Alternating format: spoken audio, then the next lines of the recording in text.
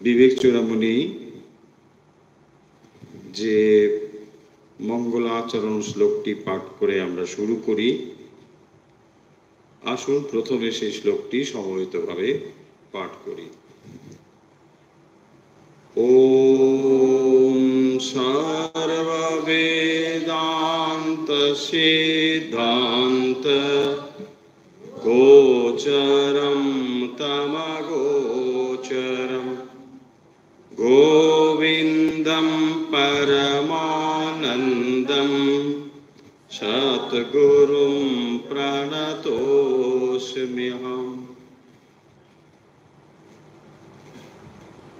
বিবেক চূড়ামণি আচার্য শঙ্করের গ্রন্থাবলীর অন্যতম প্রসিদ্ধ গ্রন্থ। যারা অদ্বৈত বেদান্ত নিয়ে চর্চা করেন তাদের কাছে এই বিবেক চূড়ামণি অত্যন্ত সুপরিচিত একটি গ্রন্থ।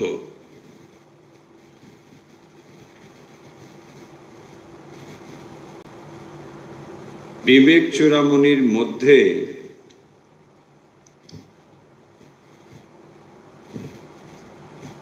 গুরু এবং শিষ্যের কাছে প্রশ্নের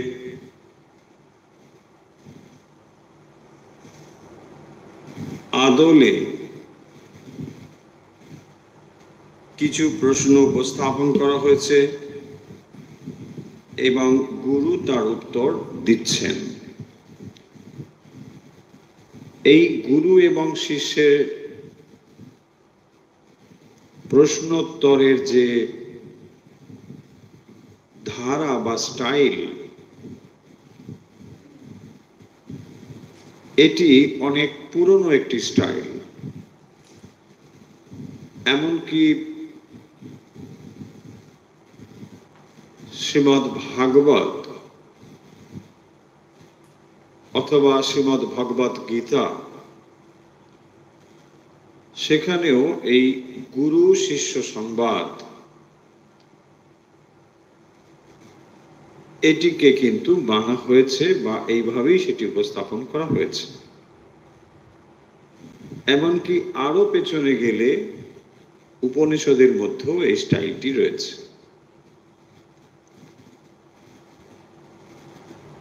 শিষ্য গুরুর কাছে প্রশ্ন করছেন আর গুরু তার উত্তর দিচ্ছেন।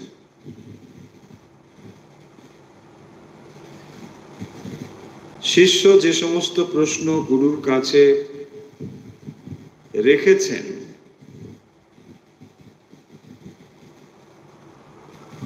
গুরু তার এক এক করে উত্তর দিচ্ছেন এবং কিভাবে বন্ধন মুক্তি সম্ভব তার উপদেশ তিনি দান করছেন। এখন যে বিষয়টি আলোচনা হচ্ছিল, বেশ কয়েকটি অনুধ্যান ধরে,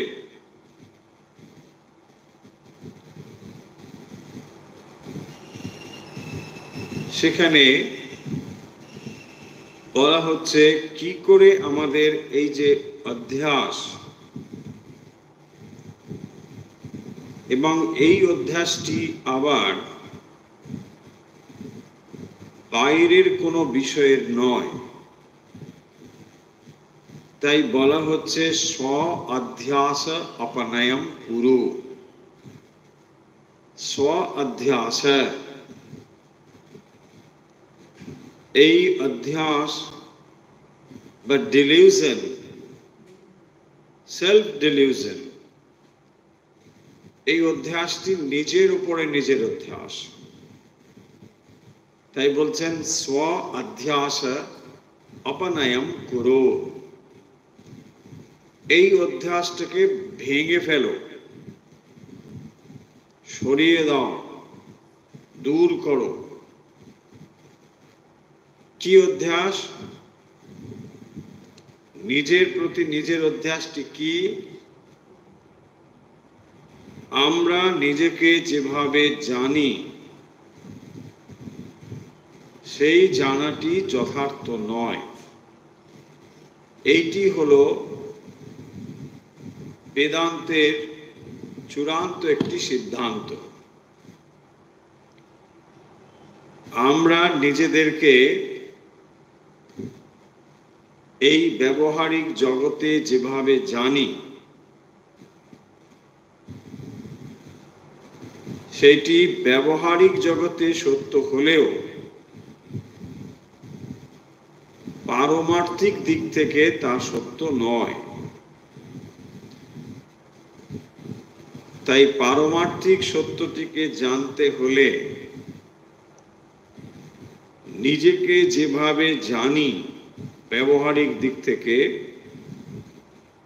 সেই ধারণাটি সরিয়ে ফেলতে হবে। তাই এখানে বিচার বিশ্লেষণ করে দেখিয়ে দেওয়া হচ্ছে কিভাবে আমাদের নিজেদের প্রতি অধ্যাসটা হয়েছে।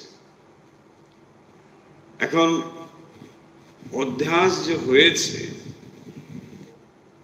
এটি তো বিচার করে দেখাতে হবে, তা না হলে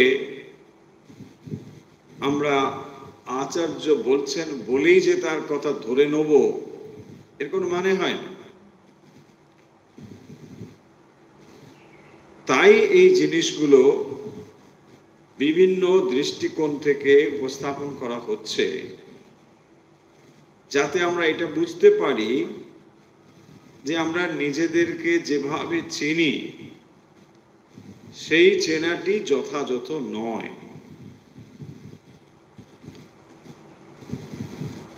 নিজেকে যে আমরা যথাযথভাবে চিনি না, জানি না, যেটাকে ভ্রান্তি প্রত্যয় বলে বলা হচ্ছে, তা যদি আমরা ধারণা করতে পারি তখনই কেবল স্বরূপ সন্ধানের দিকে যাত্রা হবে। স্বরূপ সন্ধান আমরা তখনই করব যখন নিজের অধ্যাস অবস্থাটাকে ধারণা করতে পারব।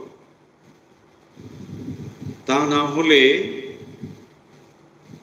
মনে হবে যে আমরা তো দিব্যে আছি, অসুবিধাটা কোথায়? একরকম ভাবে আমরা সকলে সকলকে চিনি, নিজেদেরকে চিনি। এই চেনাটি যথাযথ যে নয় সেইটি বোঝানোর জন্যে এখানে শ্লোকের পর শ্লোক বলা হচ্ছে।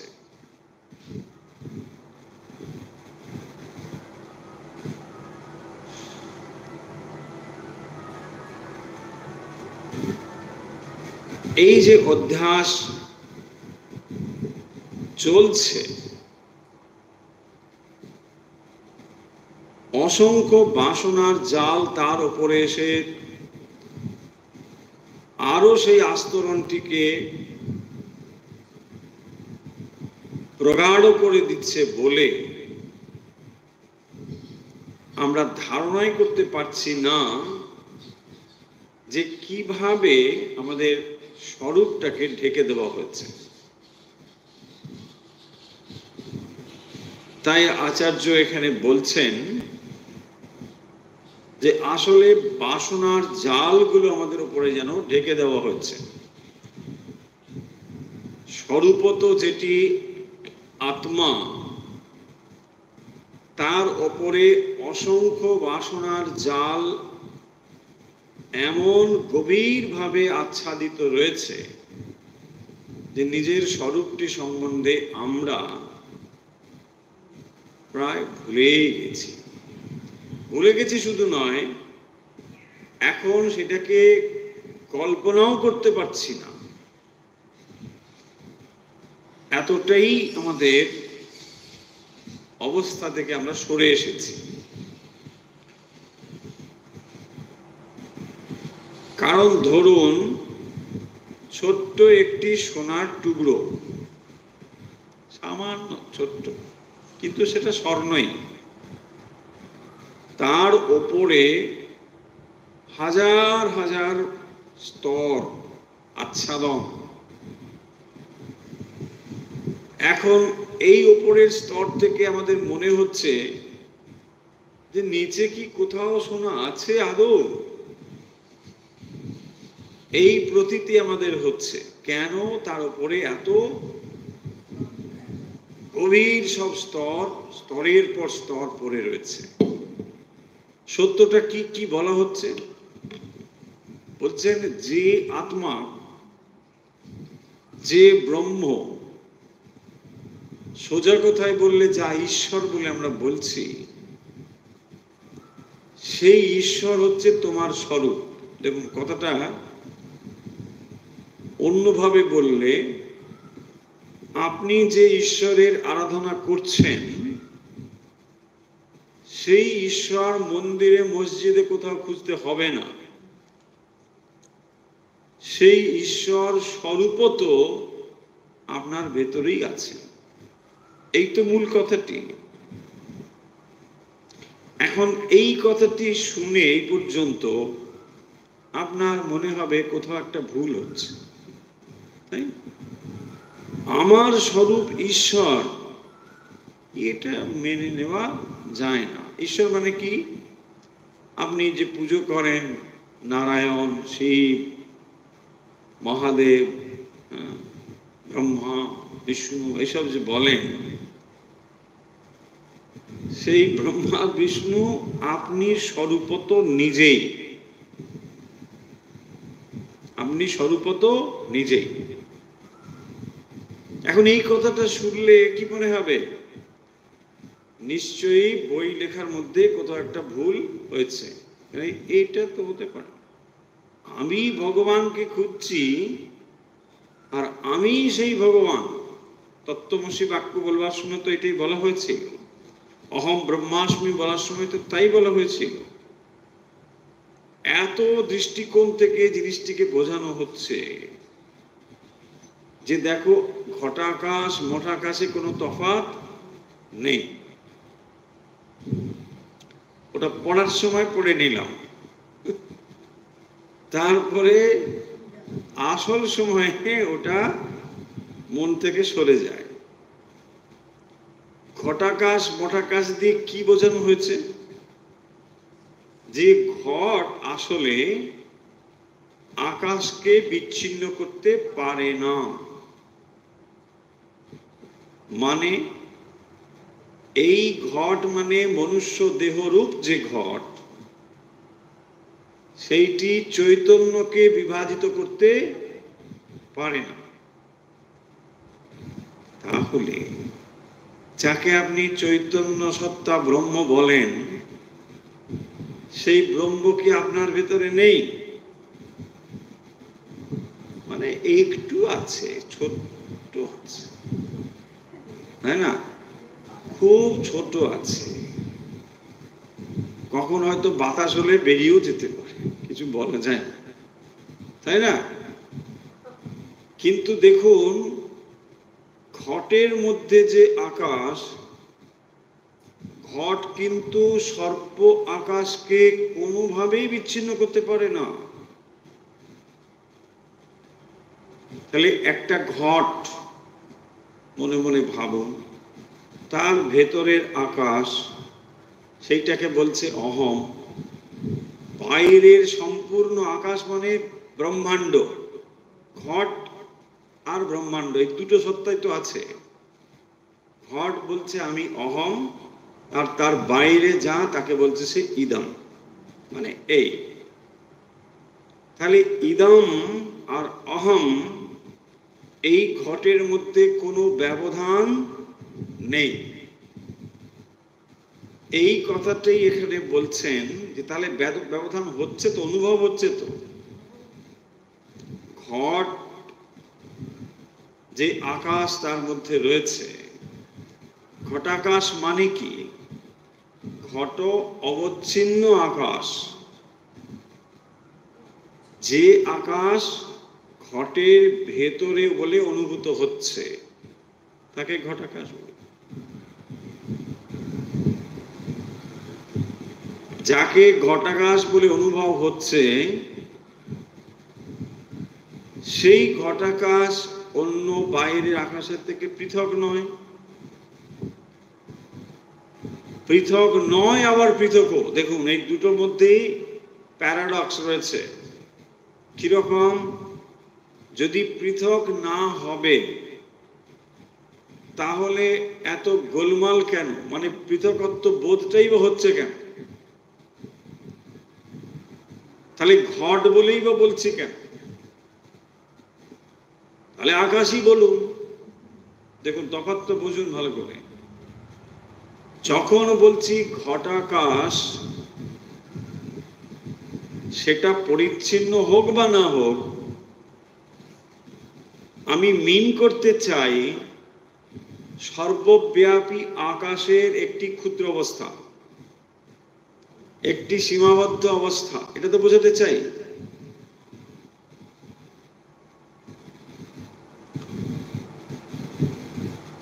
তাহলে যেটাকে আমরা ঘটাকাশ বলছি, সেটি আসলে একটা সীমাবদ্ধ অবস্থার ভেতর দিয়ে প্রকাশিত আকাশ।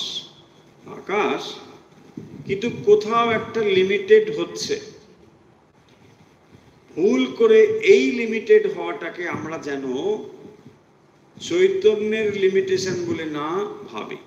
এইটাই হচ্ছে বক্তব্য। তাহলে আপনি যে নিজেকে জীব বলে ভাবছেন,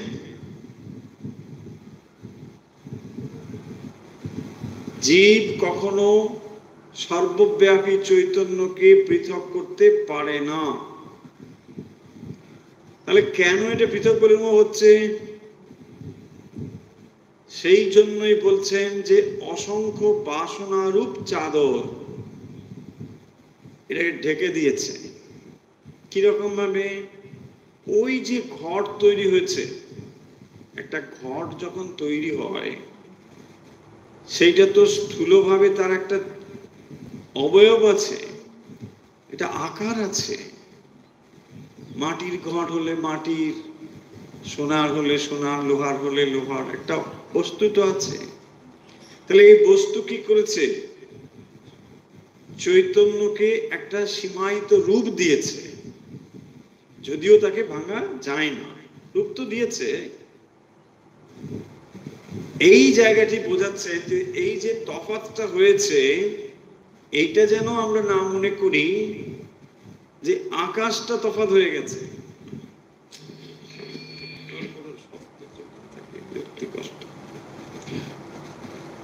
তফাৎটা আসলে আকাশে নয়,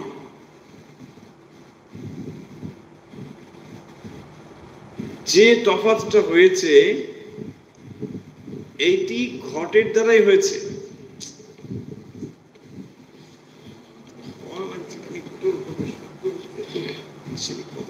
বিরক্তি লাগে।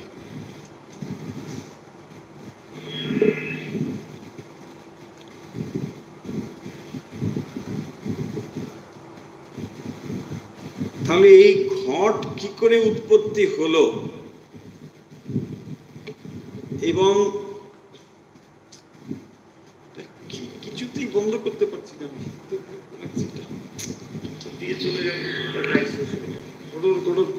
শব্দ হচ্ছে, তো বিচ্ছিরি শব্দ হচ্ছে।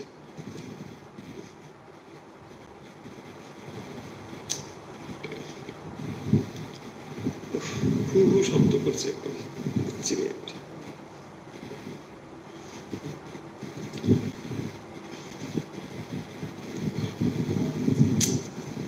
বলার মুডটাই তো চলে যায়।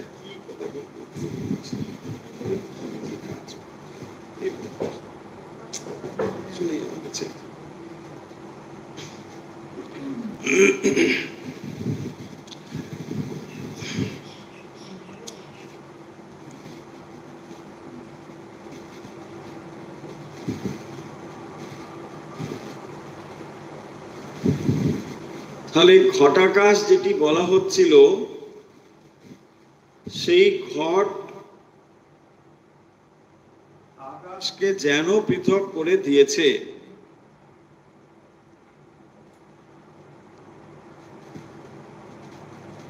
এখানে অর্থাৎ মানুষের ক্ষেত্রে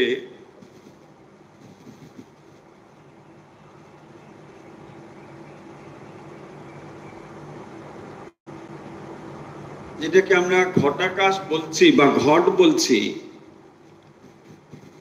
সেই ঘট আসলে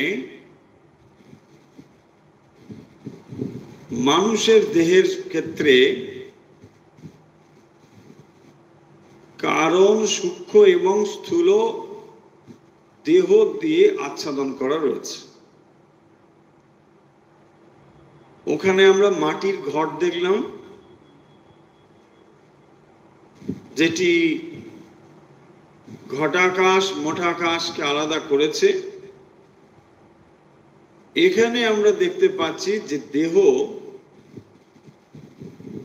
কারণ স্থূল এবং সূক্ষ্ম এটি আলাদা করে দিয়েছে। এখন যেটাকে আমরা সূক্ষ্ম দেহ বলছি, সেখানে কি রয়েছে? কর্মেন্দ্রিয়, জ্ঞানেন্দ্রিয়, অন্তঃকরণ, এইগুলোকে সমষ্টিভূতভাবে আমরা সূক্ষ্ম দেহ বলছি, মোটামুটি রাফলি। তাহলে এই যে সূক্ষ্ম শরীর, এই সূক্ষ্ম শরীরের ওপরে বাসনার জাল এত গভীরভাবে আচ্ছাদিত হয়ে রয়েছে, যার ফলে সেই চৈতন্যকে আমরা অনুভব করতে পারছি না। সমস্যাটা ঠিক এইখানে। এমন নয় যে সেই চৈতন্য আমাদের ভেতরে নেই, কিন্তু বাসনার জাল এত গভীরভাবে আচ্ছন্ন হয়ে রয়েছে। মনস তথা তথা মঞ্চতি বাহ্য বাসনানাম, বাইরের বাসনা এত গভীরভাবে রয়েছে যে আমরা সেটাকে অনুভব করতে পারছি না। 278 এর আগের দিন পড়েছিলাম, তমোদাভ্যাম রজস্বত্বাৎ শতশুদ্ধেন নশ্যতি তস্মাৎ সত্যম অবষ্টভ্য স্ব অধ্যাস অপনয়ম কুরু। পরপর কয়েকটি শ্লোকে এই কথাটি বারবার বলছেন, স্ব অধ্যাসম অপনয়ম কুরু।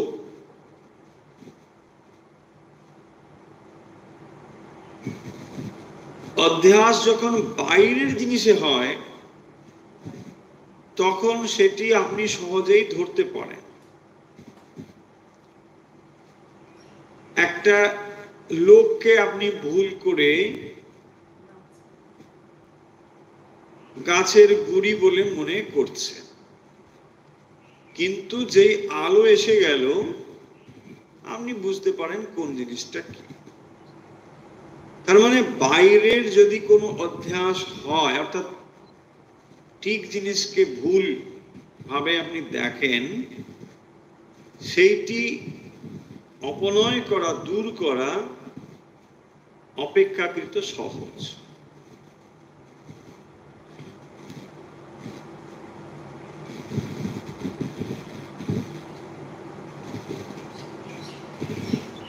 সবসময় খুব একটা সহজ নয়, কিন্তু অপেক্ষাকৃত সহজ। কারণ দেখবেন অনেক সময় মানুষ ভ্রান্ত দর্শনই করেছে, ভুলই দেখেছে, কিন্তু ওটাই তার মনে ধরা আছে যে না, আমি কখনো ভুল দেখতে পারি না। আরে পারো, মানুষ কত কিছুই ভুল দেখে, তাই না? নিজের চোখে দেখেছি, কি দেখেছি, তাই দেখুন, হয় না এরকম? আমি ঠিক দেখলাম একটা লোক দাঁড়িয়ে ছিল, লোক নয়, একটা গাছের একটা ডাল এমন ভাবে বেঁকে হয়তো ছিল ঠিক মনে হচ্ছিল ঘোমটা দিয়ে একটা মানে মহিলা দাঁড়িয়ে আছে, বাইরে হতে পারে কত রকম কিছু, একটা ভূত দেখেছে কেউ, বলছে এটা ভূত, আমি দেখলাম একদম ঘোমটা দেওয়া ভূত। দেখলাম যেটা আপনি দেখছেন সেটা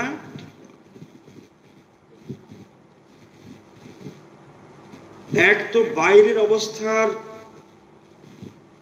যথাযথ না হলে ভুল দেখতে পারেন, নিজের অবস্থার দ্বারাও ভুল প্রত্যয় হতে পারে। আপনি যখন বন্ধুর জন্য অপেক্ষা করছেন, বন্ধু আসবে আসবে আসবে, তখন কি হচ্ছে, যাই দেখছেন বন্ধু কি দেখছে, বলছে না ওই তো জুতোর শব্দ মনে হচ্ছে এলো, তা নয় কিন্তু কুকুরটা হেঁটে গেল, কথার কথা। তারপর দেখুন ডিলুশন অনেক রকমের হতে পারে, বাইরে হতে পারে, ভেতরে হতে পারে। তাই অনেক সময় যে সত্য ধারণা হবে তা কিন্তু নয় এটা, বাট এটা অনেক সহজ এই ভ্রান্ত জিনিসটিকে সংশোধন করা তুলনায়। কিন্তু যখন স্ব-অধ্যাস, সেলফ ডিলিউশন, এটা খুব মুশকিল ব্যাপার। কেন আয়নার সামনে দাঁড়িয়ে আপনি যে দেখছেন এটা আমি, তাই না?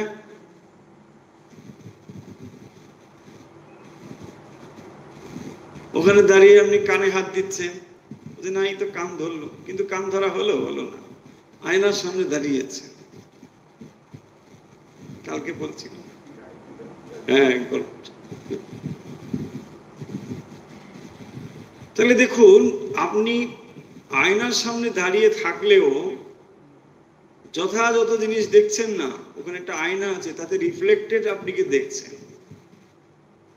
এইরকম একটি সূক্ষ্ম ব্যবধান আছে বলে প্রতি ক্ষেত্রেই আপনি একটা ভুল জিনিস দেখে যাচ্ছেন।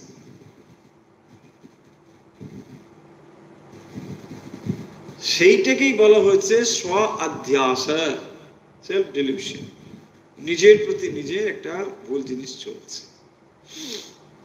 এবং এটা যাবে কি করে দেখুন, যখন বাইরে অধ্যাস হয় তখন বাইরের বস্তু দিয়ে এসে যেতে পারে, অন্ধকার আলো অন্ধকার থাকে বলে আপনি একটা ভুল জিনিস দেখছেন, আলো আঁধারি, তো যে আলো জ্বলে উঠলো আপনি ঠিক জিনিস দেখছেন, কোনো সমস্যা নেই। কিন্তু এক্ষেত্রে ভাবুন তো এই দূর করবে কে?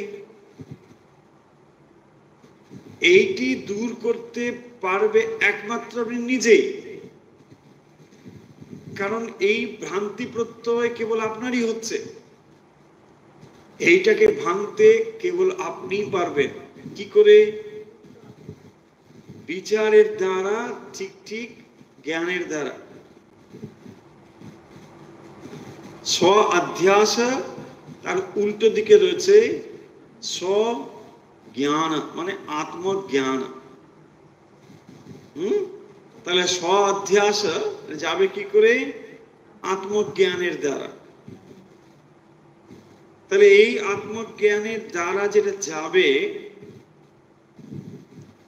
278 এর আগের দিন যেটা বলা হয়েছিল সেখানে বলছিলেন তমো দ্বাভ্যাম রজ সত্তাৎ সত্যম শুদ্ধেন নশ্যতি। তার মানে তুমি যদি তমকে ছড়াতে চাও তাহলে সত্য এবং রজ এই দুটোর সাহায্য নাও। এবং এই যে আপনার ভুল প্রত্যয় হচ্ছে, ভুল যে দেখছেন, তার কারণটা কি? মনের অবস্থা আপনি বলবেন, কারণ মনের ভেতর দিয়ে তো দেখছেন। আফটার অল আপনি যা দেখেন আপনার মনের রঙেই রঞ্জিত হয়ে দেখেন, ভুল কিনা সত্য কিনা ভাবুন। কারণ যদি ধরে নিই আপনার চোখে কোনো ডিফেক্ট নেই, তাহলে চোখ তার চোখের কাজ করবে। সে কি করবে? সে আলো রেটিনায় পড়বে, বস্তু আপনার মনের কাছে উদ্ভাসিত করবে, সেটা সে করেই খালাস, সে আর কিছু জানে না, বাকি কাজটা মনের। এখন মন কি করবে? মনের অন্তঃকরণে যা রয়েছে সেই অনুসারী সে সিদ্ধান্ত নেবে, এটা অমুক কি তমুক কি তমুক কি তমুক, তাই না? এবং আফটার অল মনটা কি?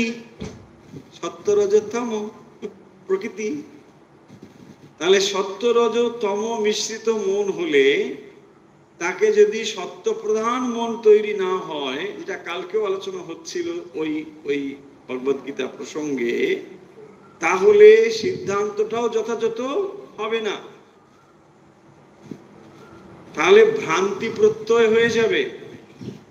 তাই এখানে বিশেষ করে 278 বলছেন সত্যম অবষ্টভ্য, তার মানে সত্যকে আশ্রয় করে। সত্য মানে কি? সত্য হচ্ছে প্রকাশশীল।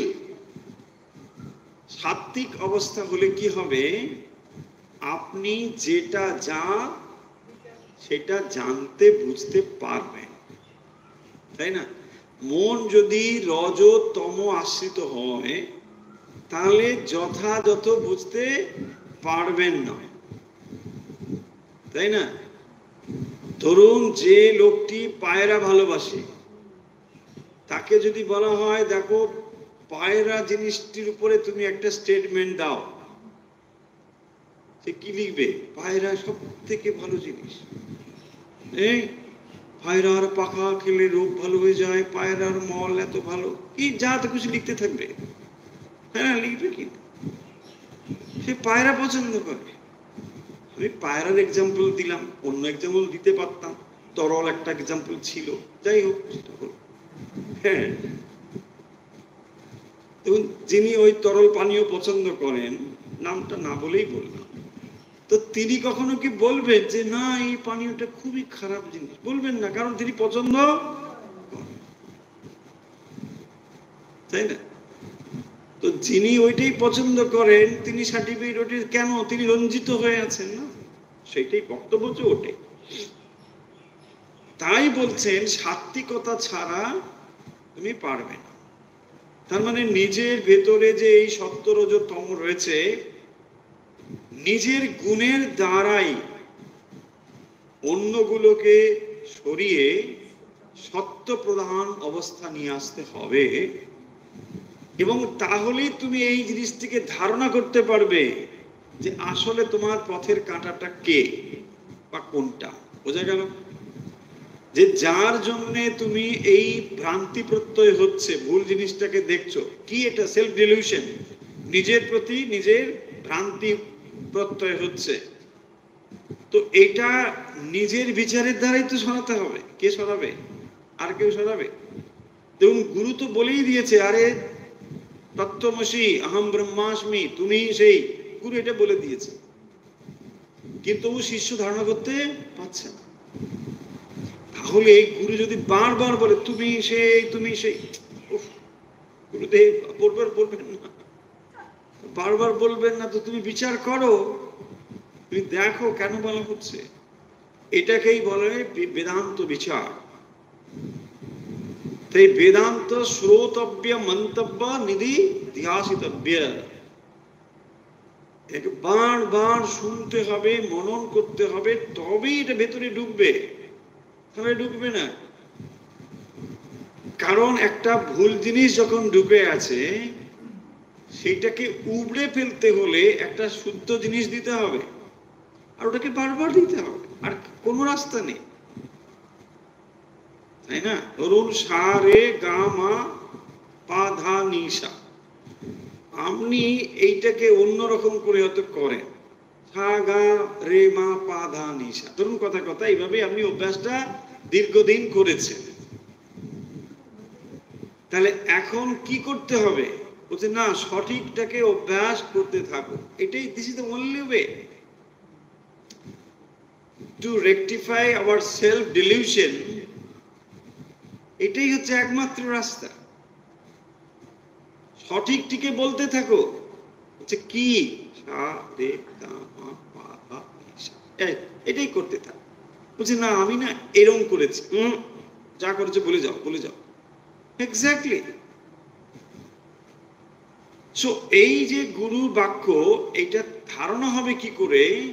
যদি সাত্বিকতা জীবনে আসে। তাই বেদান্ত বিশ্লেষণের দ্বারা যে আপনি ধীরে ধীরে অগ্রসর হচ্ছেন, এর আগের দিন বলেছিলাম আসলে ব্যাপারটি যেন আপনি নিজেই নিজের মূর্তি তৈরি করছেন। কুমারটুলিতে কি করে? মূর্তি বানায়। এই মূর্তি আসলে আপনার নিজেরই মূর্তি, আপনি নিজেই বানাচ্ছেন। ভাবুন, প্রতি মুহূর্তেই আপনি মূর্তিটাকে পারফেক্ট করবার জন্য নানা রকম তুলি পোচ লাগিয়েই যাচ্ছে, হয় না? এক যারা চিত্র আঁকে কত সুন্দর করে আঁকে, একটা হয়তো দেখবেন একটা টান দেবে তুলির, তার জন্য হয়তো 2 দিন বসে আছে, 2 দিন। একটা তুলির টান হয়তো ওই ছবিটাকে সম্পূর্ণ আলাদা একটা ডাইমেনশন দিতে পারে। আমি বল বাবা 2 3 আরো বেশি হতে পারে। কেবল তিনি ওইটাকে নিয়ে সূক্ষ্ম বিশ্লেষণ করছেন, চিন্তা করছেন কোন জায়গায়। দেখুন আসলে আপনি যখন ভালো ছবি দেখবেন যে কি আছে, ওই তো তুলির টানই তো আছে। কিন্তু এক একটা ছবি পৃথিবী বিখ্যাত হয়, বিশাল বিশাল দামে বিক্রি হয়। কেন? ওর একটা বিশাল মুন্সিয়ানা আছে, তাই না? ঠিক সেরকম ভাবে মানুষ তো আমরা সকলেই, সবাই হয়। তাই প্রতি মুহূর্তে ভাঙা গড়ার খেলাটা চলছে। আপনি নিজের সঙ্গে নিজেই এই খেলাটা খেলছেন।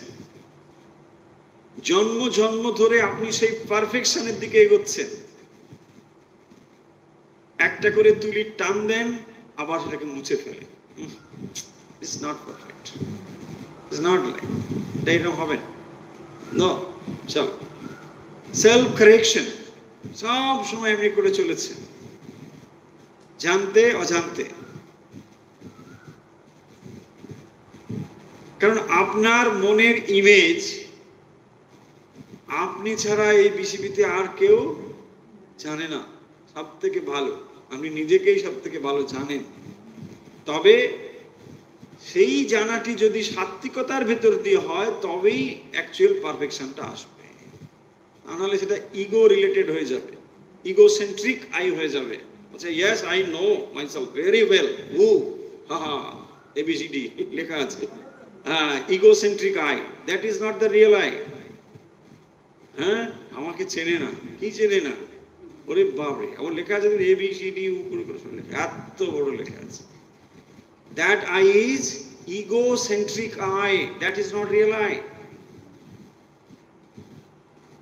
ওটা অহংকৃত I, রজোগুণ সম্পৃক্ত I। সেই জন্য বলছেন সাত্বিকতা নিয়ে আসলে এটা বুঝতে পারবে হোয়াট ইজ হোয়াট। এই পর্যন্ত আলোচনা কিন্তু হয়ে গিয়েছিল। আজকে যেটি বলবো সেটি একটি মানে একদম নিউ আইডিয়া। একটা শ্লোকই বোধহয় হবে, যাই হোক, তাহলেও এটা ঠিকঠাকই হবে। শ্লোক number 279, it's a new idea. Why? দেখুন, প্রারব্ধম পুষ্যতি বপুহু।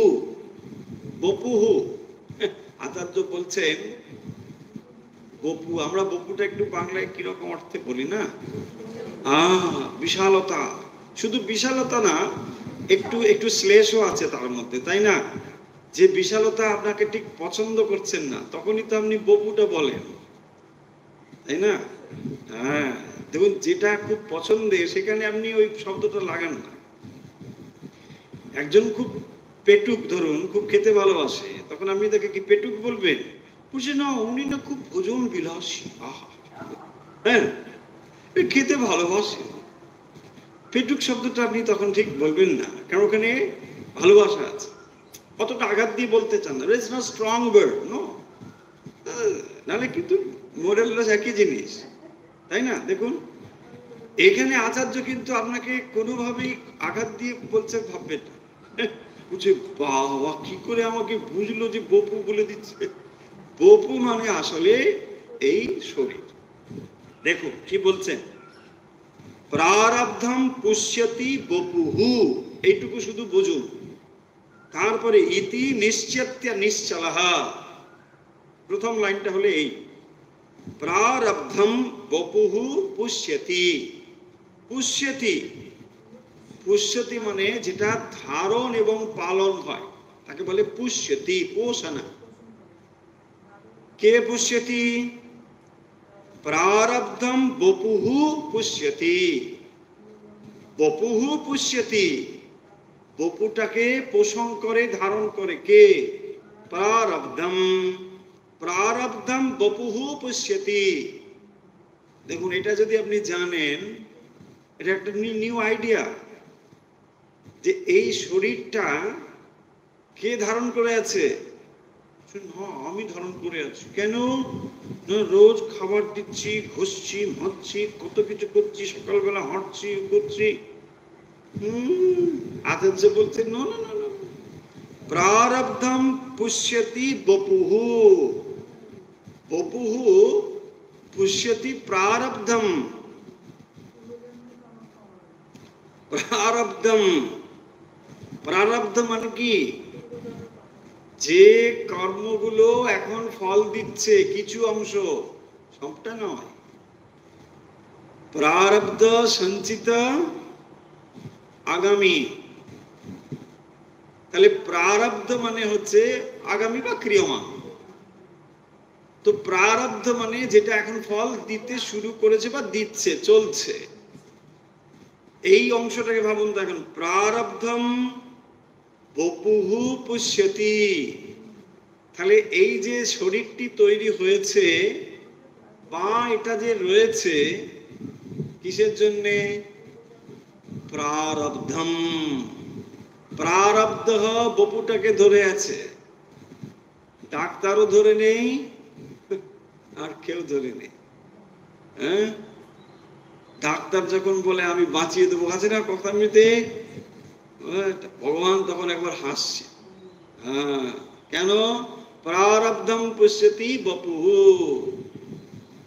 শরীরটা হয়েছে আসলে প্রারব্ধ থেকেই। প্রারব্ধ মানে পূর্ব জন্মের কর্মফল। Bad or good, what ever. ভাববেন না যে প্রারব্ধ মানে সাধারণত একটা নেগেটিভ সেন্স কাজ করে, ও প্রারব্ধ কিছু করার না। হ্যাঁ, দেখুন পূর্বজন্মকৃত কর্ম ঠিকই, কিন্তু তার মানে যে আপনি হেল্পলেস বা হোপলেস তা নয়। কেন? প্রারব্ধ অনুযায়ী একটি জিনিস ঘটবে, কিন্তু আপনি যে অবস্থায় রয়েছেন সেটাকে কোন দৃষ্টি দিয়ে দেখবেন তার উপরে বর্তমান নির্ভর করে। কিরকম? রাস্তায় যেতে যেতে আপনার একটা হোঁচটকে পা গেল ভেঙে, বা কিছু একটা বড় অ্যাক্সিডেন্ট হলো, প্রারব্ধ, রাইট? কিন্তু এর দ্বারা আপনি কি করতে, ভেঙে পড়তে পারেন, অথবা আপনি আরেকটি পায়ের দ্বারা আবার একটা বিরাট কিছু কাজ ঘটিয়ে দিতে পারেন। পারেন, অনেকে তাই করে, কারণ একটা পা নিয়ে হয়তো দেখবে সে বান একটা বিরাট কিছু করে। কত মানুষ আছে পৃথিবীতে, পা নেই, হাত নেই, তার বিশাল কিছু সৃষ্টি আছে, সম্ভব। তাহলে সিচুয়েশন একটা ঘটবে প্রারব্ধের দ্বারা, কিন্তু এটাকে আপনি কোন দৃষ্টিকোণ থেকে দেখছেন সেটা কিন্তু বর্তমানের উপর।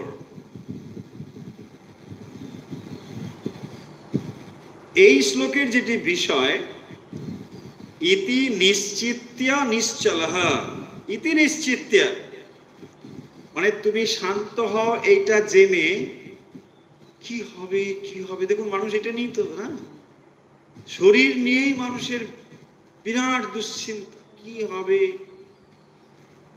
কোথায় মরে যাব, কবে মরে যাব, কি করে মরে যাব, এত ভাবতে হবে।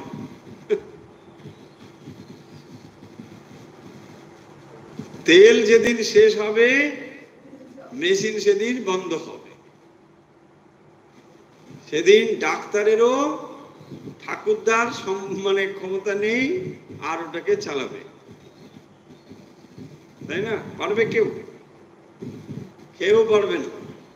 এরকম প্রচুর মানুষ আছেন যে সর্বদাই মৃত্যু নিজে নিজে কামনা করছেন, মানে খুব অসুস্থ রোগ যন্ত্রণায় ভুগছেন, কিন্তু দেহ যাচ্ছে, কিছুতেই যাচ্ছে না।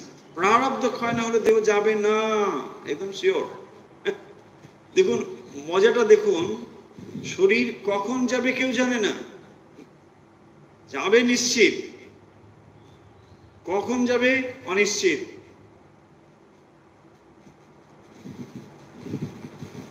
কিন্তু আপনি ইচ্ছে করে সেটাকে শেষ করে দিতেও পারবেন না, এই পুরোটি কোনোটাই আপনার হাতে নেই। সেই জন্য এখানে বলছেন প্রারব্ধম বপুহু পশ্যতি, আপনি এটা জেনে শান্ত হন। ইতি নিশ্চিত্যা নিশ্চলঃ, তুমি শান্ত হও, ইতি নিশ্চিত্যা, একদম নিশ্চিত রূপে জানো যে প্রারব্ধম বপুহু পশ্যতি, প্রারব্ধই এই দেহটাকে তৈরি করেছে, প্রারব্ধ শেষ হলে দেহটা বিলয় হবে, বাস।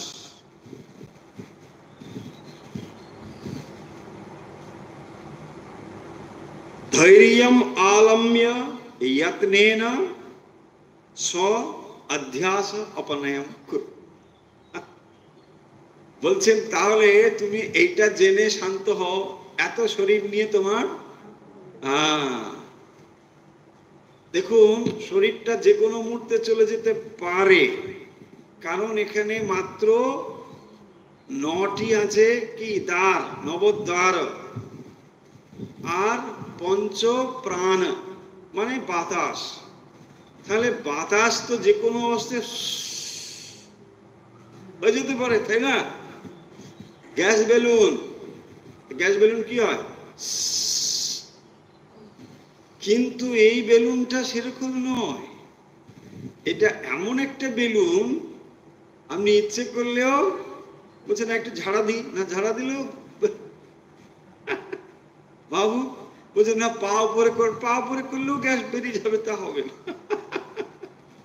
হ্যাঁ, সার্কাস দেখুন কত রকম হচ্ছে না, কত রকম কসরত করছে, এইদিকে পা তো ওইদিকে পা, তা ভালো এই বেলুন হাওয়া বেরিয়ে যাবে, না বেরোবে না। দেখুন কি অবস্থা বাবু। তাহলে এই বেলুন এমন একটা তৈরি, সব বাতাসই, কিন্তু এই বাতাসগুলো ওরকম নয় বেরিয়ে যাবে।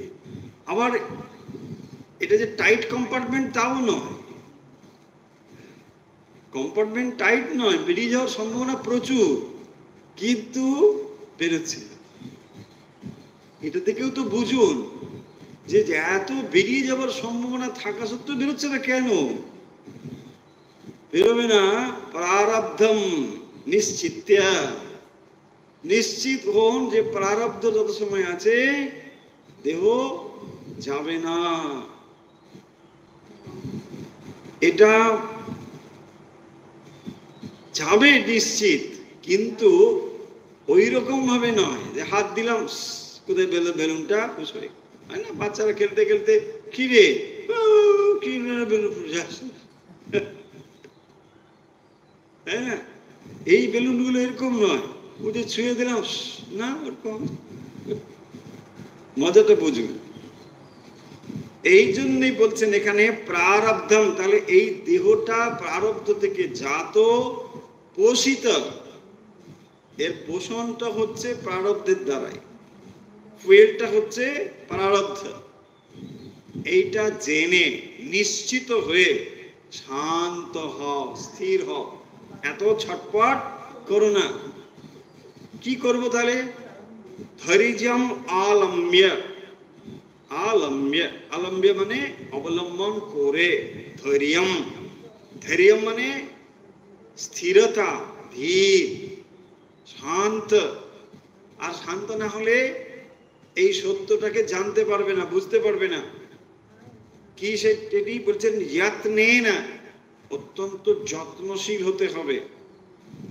যদি যত্ন না করো তাহলে এই জিনিসটি বুঝতেও পারবে না যে আসলে তুমি ডিলিউডেড হয়েছে। সেইটিকে বুঝতে গেলে প্রযত্ন দরকার। আর ধৈর্যম আলম্ব যত্নেন স্ব অধ্যাস অপনয়ম কুরু। এই অধ্যাসটাকে দূর করবার জন্য স্থির হও, শান্ত হও। কেন দেহ তৈরি হয়েছে, কখন এটা যাবে, প্রারব্ধ, এইগুলো জেনে, তাহলে প্রারব্ধ ক্ষয় না হলে শরীর যাবে না, এটা নিশ্চিত থাকো।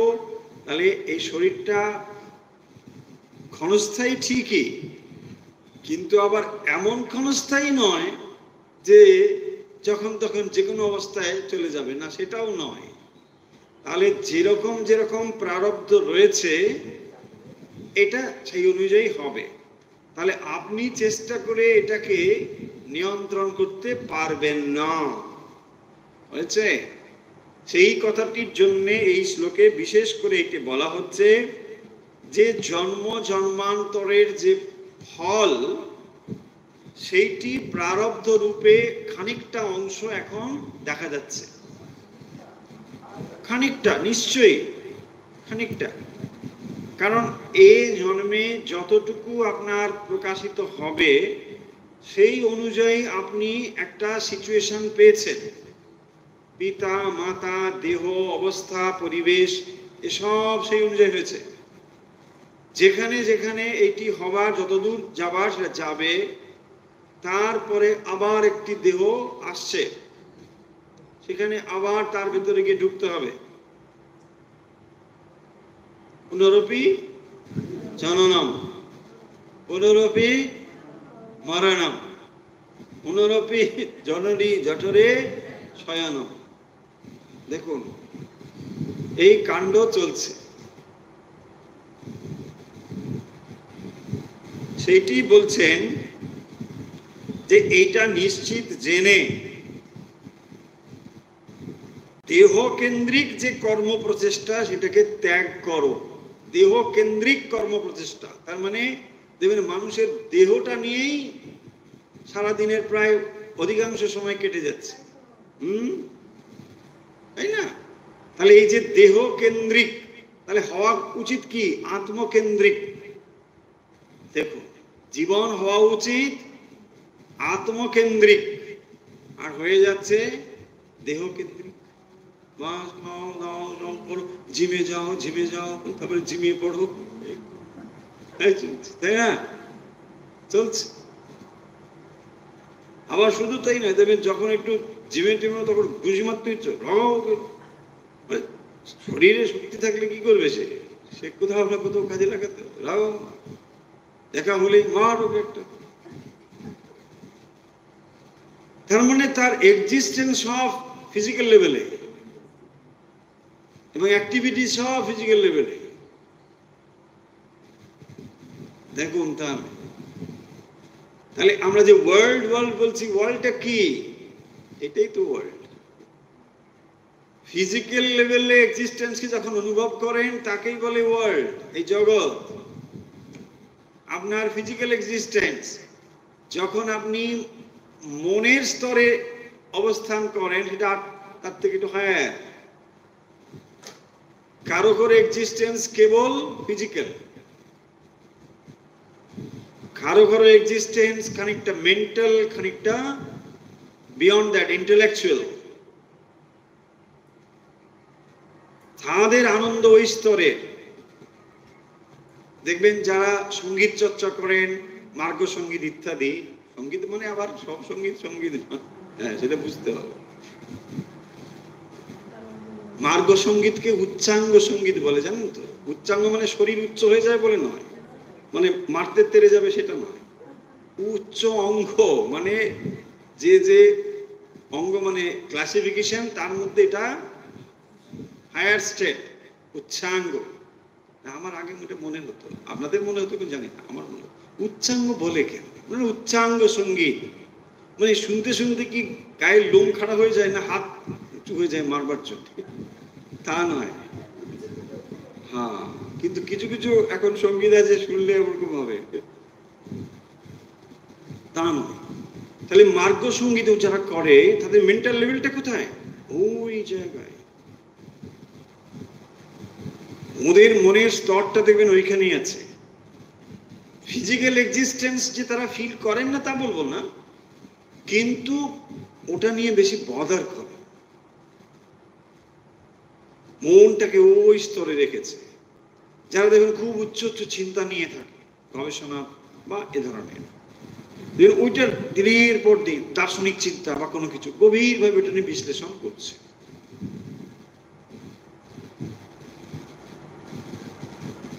শরীরটা নিয়ে এত ভাবার কিছু নেই।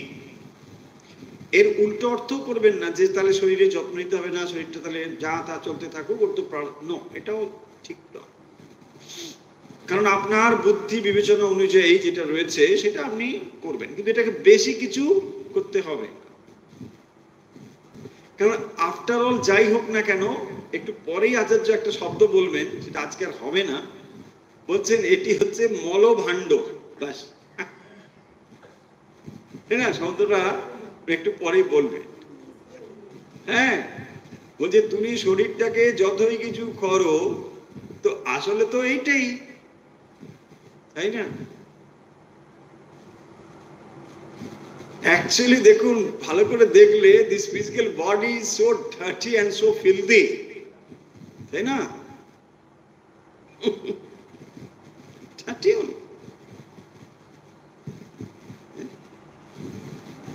এই গরমকাল আসছে, একটু দেখবেন মানুষের গরমের সময় ভাইয়ের কাছে যাবেন, ঘামের তাই না?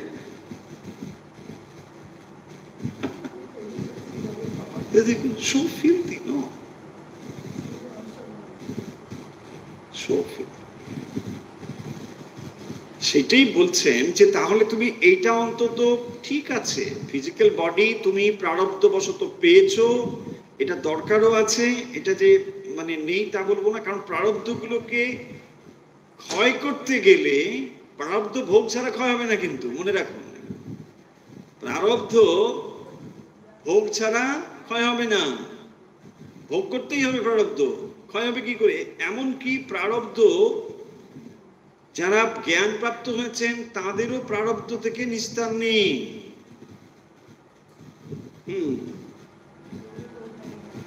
বলছেন জ্ঞান লাভলে তার জ্ঞান হয়ে যাবে ঠিক, কিন্তু হয়তো সে চোখটা তার কানা ছিল, অন্ধ ছিল, এটা থাকবে। দেখো, প্রারব্ধটা চলতে থাকবে, ওটা কারোর ক্ষমতা নেই ওটাকে বন্ধ করবার, কিন্তু তার জ্ঞান প্রাপ্ত হয়ে যেতে পারে। তার মানেটা কি? এই দেহটা আপনার কাছে একটা ইনস্ট্রুমেন্টের মতন এসেছে, ওটা যেভাবে এসেছে সেভাবে থাকবে, সেভাবে যাবে, ওটা নিয়ে আপনার খুব একটা কিছু মাথা ব্যথা নেই। বরং এই শরীরের মধ্যে থাকতে থাকতে এটা আপনি বুঝে নিন যে শরীরটা কোনোভাবেই আপনি নন, দ্যাটস অল। এটাই কাজ, আর কিচ্ছু।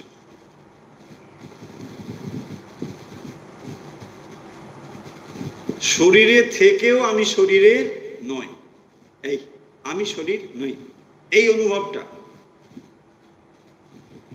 নৌকো জল ছাড়া চলবে না, জলের মধ্যে নৌকো, জল ঢুকলে নৌকো চলবে না, বাস। মানে জলেও থাকতে হবে, বাট আপনাকে এটা জানতে হবে আমি কিন্তু নৌকো জলের উপর ফ্লোট করছি, বাস। দেখুন, আপনি যে নৌকো এটা জেনে নিন, জল থেকে আপনি আলাদা, ব্যাস হয়ে গেল। এটা কি করে জানবেন? দেহে থেকে, দেহাস্থ বাট না দেহস্মি, আমি দেহে রয়েছি কিন্তু আমি দেহ নই, ব্যাস। এই বোধের জন্যই আপনাকে দেহটা দেওয়া হয়েছে, প্রারব্ধই আপনাকে দেহ দিয়েছে। প্রারব্ধ কার? আপনারই। প্রারব্ধ অন্য কারো ভোগ করছেন তা নয়, আপনারই। ফলে একটা একটা যানবাহন যখন যায় দেখবেন তার একটা ফুয়েল লাগে, তেল লাগে। এই তেল লোড করে দেওয়া হয়েছে। এই দেহটা যেদিন জন্ম হয়েছে এ কত দূর যাবে এর তেল টেল সব ভরে দেওয়া হয়েছে, বাস পুরো জিনিস প্যাকিং করে এটা ছেড়ে দেওয়া হয়েছে। যেদিন তেল শেষ হবে সেদিন এটা শেষ হয়ে যাবে, বাস। এই হচ্ছে কথা, তাই না? ওই ওই হাওয়াই গুলো ছেড়ে দেয়, বারুদটা যখন শেষ তারপরে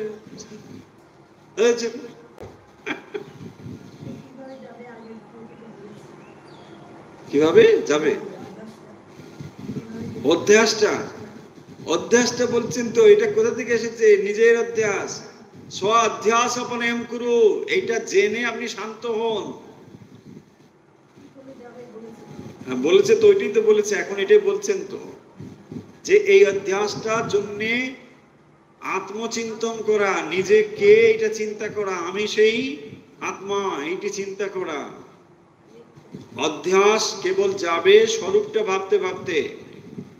তাই জন্য অধ্যাস যেখানে হয়েছে এখান থেকে আমাদের স্বরূপটাকে চিন্তা করতে হবে।